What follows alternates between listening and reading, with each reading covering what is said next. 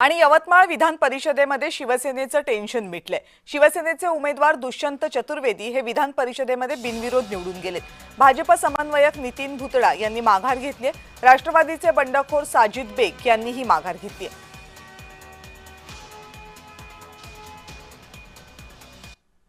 आदरणीय इंद्रनील भाऊ नाईक साहेब यांनी आज मला दुपारी 11:30 वाजता सकाळी 11:30 वाजता फोन करून सांगितलं का साजिद भाई तुम्ही जा आणि उमेदवारी अर्ज मागे घेऊन घ्या।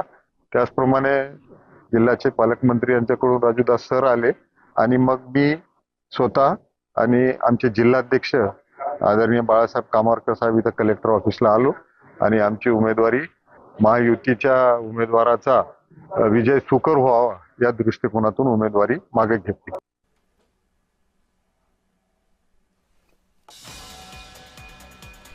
या संदर्भात आणखीन माहिती देण्यासाठी माझ्या सोबत आहेत माझे सहकारी संदेश कानू। संदेश, काय काय झालं आज यवतमाळमध्ये हा सगळा ड्रामा होत असताना?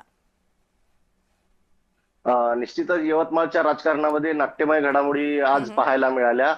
आज विधान परिषदेच्या माघार घेण्याचा आज शेवटचा दिवस होता आणि सकाळपासून जे नितीन भुतडा होते भाजपाचे समन्वयक ते नॉट रिचेबल झाले होते, त्यामुळे कुठेतरी शिवसेनेच्या गटामध्ये धाकधुकी वाढली होती आणि त्यानंतर त्यांनी जिल्हाधिकारी कार्यालयाला जाऊन आपला जो उमेदवारी अर्ज आहे तो मागे घेतलाय।